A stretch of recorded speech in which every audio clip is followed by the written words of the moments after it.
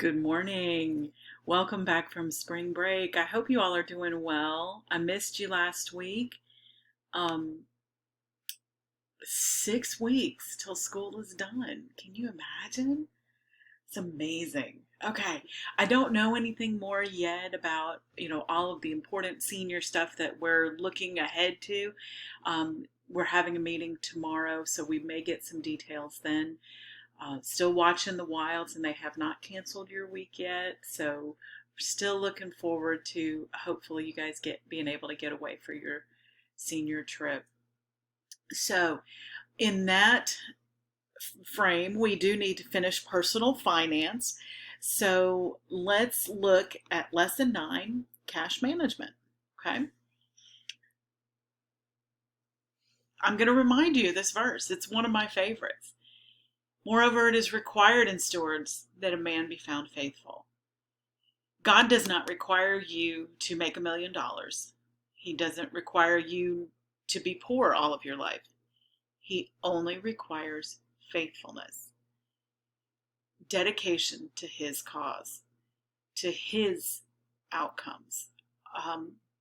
So whatever you do with your money, it speaks to your heart. To where is your heart? And using that money wisely and to the best benefit of the cause of Christ is what matters most in life. So let's look at how we can manage our money just very briefly, okay? When it comes to cash management, there are really 3 different levels of success. There's the short term, the intermediate, and the long term.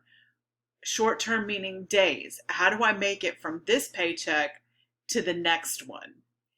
Whereas intermediate looks at months at a time. And this is important in some aspects because bills like your property tax on a house are billed once a year, and it's a pretty major bill. So it's something that I have to plan for each month. Car insurance can also be billed on a 6-month cycle. So that's another one that's important to plan for.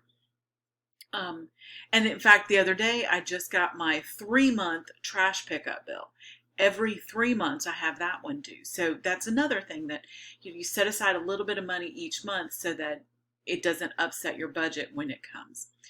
And then there's also the long term. How do I provide over years? How do I plan for retirement, plan to educate my children, things like that, okay? Buy a house. Okay, so what is the definition of cash management? In this chapter, these few pages here that I'm going to ask you to read, pages 180 through 183, I believe, we're going to be predominantly talking about cash management on the short term. How do I plan on for the days? How do I get from one day to the next? Okay, so what is cash management? Well, it is a person or a business's system of handling those financial activities of accounting for cash flow, storing short-term cash balances in ways that are more profitable, and making timely payments on financial obligations. Cash, of course, is going to refer to not just currency, but also to money in general. And how do you use that? Because not every bit of money that I get, that you get, is in the form of cash. Okay, you're not going to take a wad of cash to pay for your college tuition. At least I hope not. It would be great if we could. Okay, so that is what we're looking at. How do I make the most of it? And your book gives a really, really neat example of a principal of a Christian school who looked at his bills in that Christian school over a month's span of time. And he found that parents paid tuition at the first of the month, but he didn't have obligation. His big obligation was salaries. That's in almost any business. So he would pay his salaries at the middle and the end of the month. So he had all that money sitting there in the account waiting to make those payments. But he found that if he put that money in a savings account and earned interest, that he actually ended up building some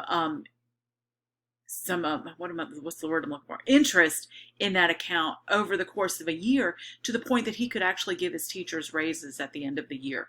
So it was really a neat example of not just using your money wisely, because he was doing that, but using it even more wisely, getting every bit out of it that you can.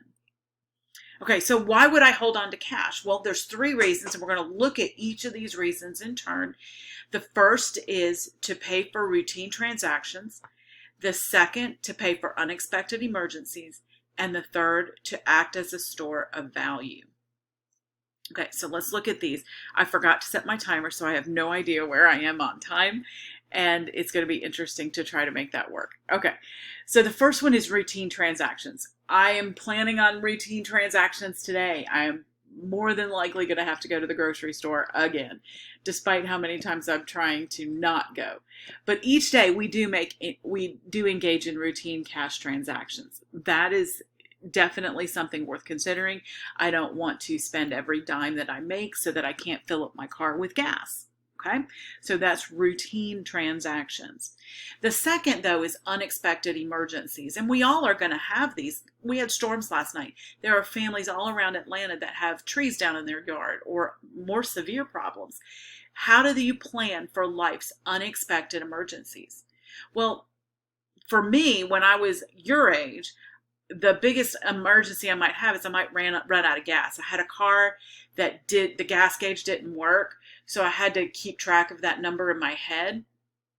And if I forgot, I would run out of gas randomly in the middle of nowhere. So I had, a couple of dollars stuck aside, and gas was cheaper then, so it wasn't that much big a deal, set aside for when I ran out of gas. So obviously that was all I needed. But how much you need depends on a couple of different factors. First of all, your income. The bigger your income, usually the more responsibilities you have to meet with that income, so you need more money. It also depends on the amount of your other resources. If I always carried a gas can in the back of my car, I probably wouldn't have had to have as much cash on hand, but it was the type of car that didn't have a trunk. It had a hatchback, so that gas would have stunk up my whole car, so I didn't do it that way. Okay. Usually 3 to 4 months of income on reserve is what people would recommend. I believe Dave Ramsey in Financial Peace University recommends 6 months to a year of residual income held aside in a savings account, maybe in a money market account or something that earns interest that you can get to in the event of an emergency. What would happen if you lost your job? And unfortunately, a lot of Americans across the country today are discovering that. We have 16 million people who've been unemployed by this virus. And that is a scary thought. I am so grateful that my husband still has a job. But many of you may have experienced that in your own families, where your income is dependent on a person who cannot work at this point. So pray for those. That is a really difficult situation to be in. Okay, the last reason you need to store cash is as a store of value. We store it for future use, like the down payment on a house or for buying a car or other large purchases. College education, as many of you are becoming aware of. Okay. Now, there are two ways to hold on to cash. There's paper bills, actual cash money, and there's transaction accounts. And we're going to look at both of those, okay? There are two dangers, first of all, to paper bills and coins. While they're really unique and it's nice to have that cash in hand, we could lose that due to carelessness or to theft. I'm always reminded of my favorite movie, It's a Wonderful Life, where Uncle Billy loses all the money. And it's just carelessness on his part. So that is definitely a concern when you are carrying around large amounts of cash. But also a loss due to inflation. And I know that most of us don't think about this, but your book, again, I'm going to go back to it, gave an example of a man who sets $10,000 aside in 1938. And he digs a hole in the backyard and he buries it.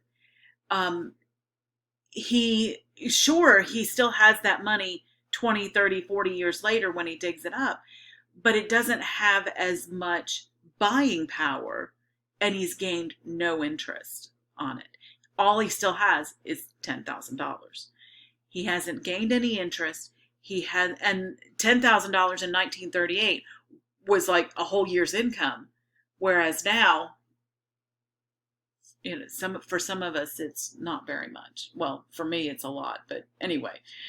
So you do lose the buying power of that money then if you're storing just paper bills and coins. And then there's transaction accounts. This is the last point.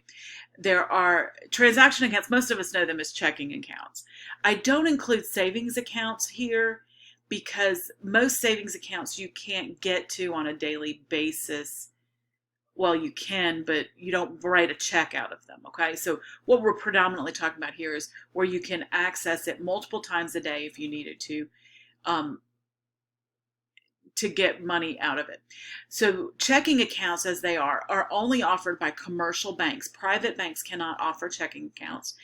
And along with that, they cannot earn interest.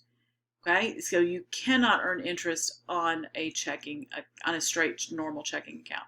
I think that is different at credit unions. That's a different story. We'll talk about that more later. But there's also another type of account that this is a way that banks have gotten around the whole idea of not being able to give interest on checking accounts. And that is an account called a NOW account, a negotiable order of withdrawal. This is an account that is interest earning. It does earn interest, but it's also a demand deposit, meaning I can put money in and take money out at will. So it looks like a checking account, but it earns interest. Most of these, however, do require a minimum monthly balance.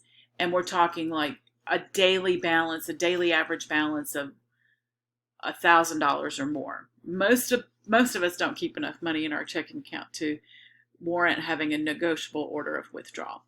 Okay, so that is all I have, and I will put an assignment along with this and a little quiz. Have a great day.